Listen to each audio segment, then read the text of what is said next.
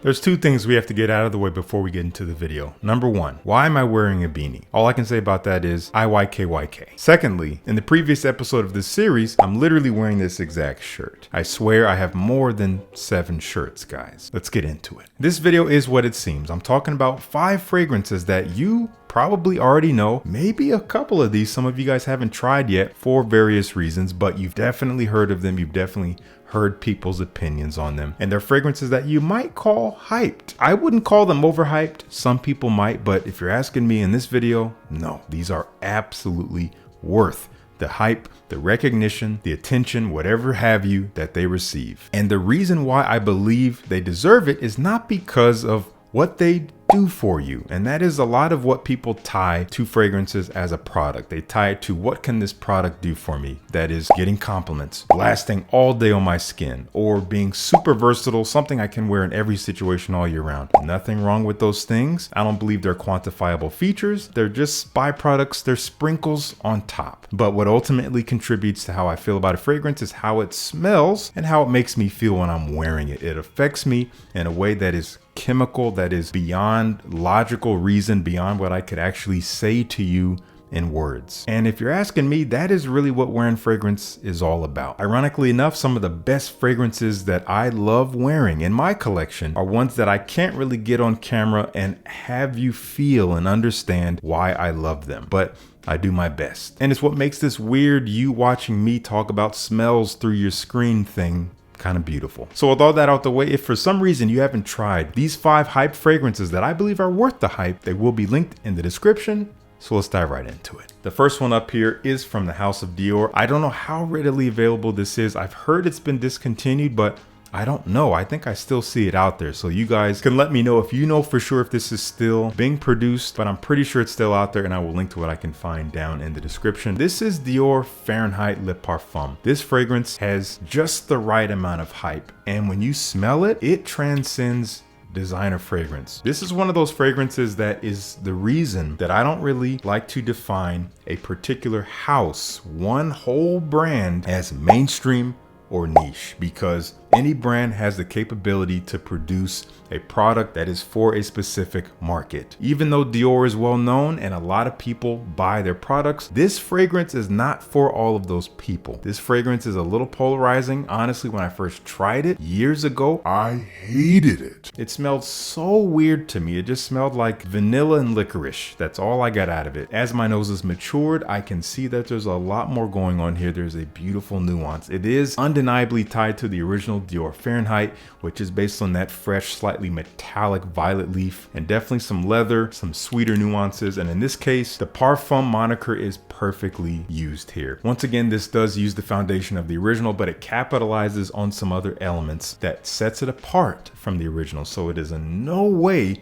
redundant. Yes, it's a little fresh, but it is primarily sweet, warm. Suede leather is the supple leather presence here. There's a good dose of vanilla for sure. There's some licorice, and there's even some boozy elements, I believe. So it is this boozy, sweet, woody, licoricey vanilla with a touch of that violet leaf freshness from the original Fahrenheit. It makes it way more elegant, a little bit more specific. Honestly, I think more niche, so to speak, if we want to use that word. I would wear this in more particular scenarios, more like evening out, more just during the cooler weather. I'm not really touching this stuff when it's warm out, nor when the sun is up. That's just me, and I think it's worth the hype. Let me know if you've tried this one. That is Dior Fahrenheit Le Parfum. From Tom Ford, I know for a fact that this one is not easy to get because it is discontinued. And I've been hearing rumors and rumors and rumors over the years that it will be coming back. I do think they should bring it back, but I don't know if it's ever going to happen. But I want to know if you've tried Tobacco Oud. This is from the Private Blend collection. It is a beautiful scent. It is one that I was honestly afraid to try for years and years because I heard it was a little edgy. I heard horror stories of people saying they wore it and other people around them said they didn't like it. And I know that's the fear of so many of us, is to be disliked by other people. I do think it's a fear we need to shed as we go through life and as we grow, and we want to be considerate of others, but we don't want other people's opinions of us to have more weight than our own opinions of ourselves. So it wasn't until I actually got my nose on this bottle was sent to me by a friend, a dear friend of mine. You know who you are. It wasn't until I smelled it and realized this scent is incredible. I can see why people would be a little bit afraid of it if you overspray it. Yeah, if you spray like 6, 7, 8, 9, 10 sprays of this stuff, then yes, I can see it being overwhelming. I can see it being maybe a little bit nauseating. So that's why I'm just not really about overspraying, because a fantastic fragrance can be ruined by spraying too much of it, and the evidence is out there. But when sprayed with consideration of others, again, not fear of others, but consideration, I'm talking 3 to 5 sprays, and that's all you need. This stuff is so elegant. It is a dark, dry woodiness, not necessarily funky or animalic oud, but it is a little bit edgy in terms of its presence. It is very wood forward, but it is sweet and spicy and warm. There's booze, there's spices. It smells very black tie. It smells kind of Bond-ish, honestly, if you're thinking about evening out, dressed up. It doesn't have to be in a tuxedo, even like a black leather jacket, wearing all black. This works so beautifully for that. It is highly hyped, and I think it's totally worth it. There is absolutely nothing I would change about Tobacco Oud except for the fact that it's not really available. I would make it so that it is. Come on, Estee Lauder. Ford Tobacco Oud. From the house of John Varvatos, I remember when this came out, I believe 2017, it was all the rage. I don't think it's quite as hyped today as it once was, but I do think it's still being talked about here and there, and I think it's completely worth it. This is Artisan Pure. I ran out and bought this fragrance when it came out. Retail at Sephora, just bought it, didn't even smell it because they didn't have a tester bottle out. And I'll be honest with you, I didn't see the hype. It was okay. It was good, but it didn't blow me away. In fact, I ended up selling that bottle among many others, but I missed it, so I got it back, and I love it now. I love it even more. The scent didn't change. I did. And it is this very natural smelling, very refined and sophisticated, fresh summer fragrance. Some light florals, but primarily a lot of citrus, bright, kind of juicy. There's a green herbal feel to it. There's some woods backing it up, maybe some petitgrain. It is such an uplifting but elegant daytime fragrance for men that is quite versatile. Maybe not something I would reach for in the dead of winter, but you certainly can. But when you want to smell put together, when it's warm out, this is one to check out for sure. And I think it's worth every ounce of hype that it has. That is John Varvatos Artisan Pure.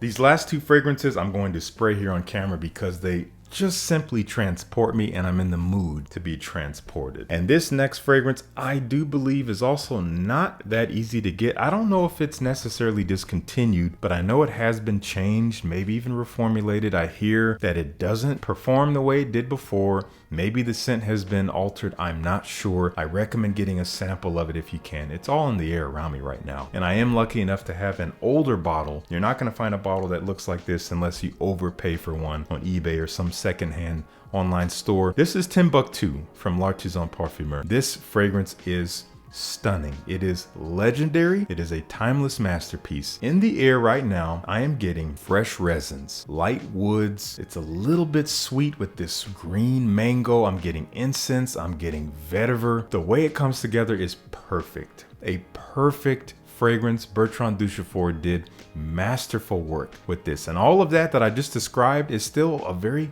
functional, wearable fragrance that could be signature scent worthy if you love it. It's one of those fragrances that I do believe can fit in anywhere, almost any time of the year. You could wear this in the heat, not my top choice. I want something brighter for that, but it would be fine, especially if you don't overspray it. I think it is such a special scent profile, and it is maybe a love it or hate it, but nonetheless, those who really love it for a really good reason, and I think it's worth every bit of hype that it's ever gotten. Let me know if you dig this one. That's Timbuktu from Artisan Parfumeur. And we're going to end this video with a fragrance that I had a similar experience with as the first fragrance that I talked about. We're going to round it out with fragrances that I hated when I first tried them. I couldn't wrap my mind around how someone could wear this and love this because it smelled like nothing else I'd ever tried before. But again, the nose matures. I've come back to it and I love this stuff. I had a bottle, sold that, had to get it back. And I'm glad I can appreciate Chergui from Serge Lutens. Easily their most well-known fragrance, definitely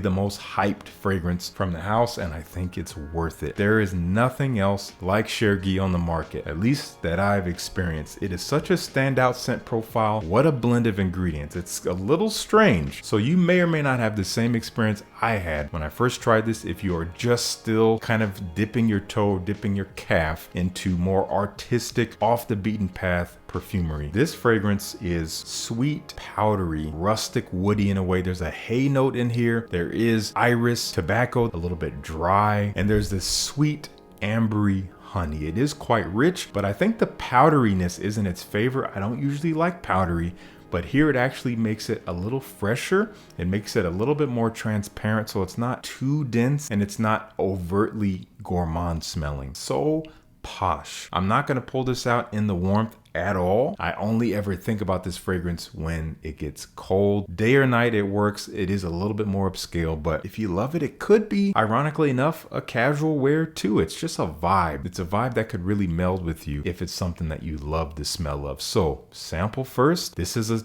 slightly odd one, so no guarantee you're gonna love it, but it's been around a long time and there's a reason why it's still available, because it's a timeless masterpiece. Worth the hype. Chergui from Serge Lutens. I want to know what you think of all these fragrances I discussed down in the comments. Once again, if you haven't tried them, they will be linked in the description. And thank you so much for tuning in.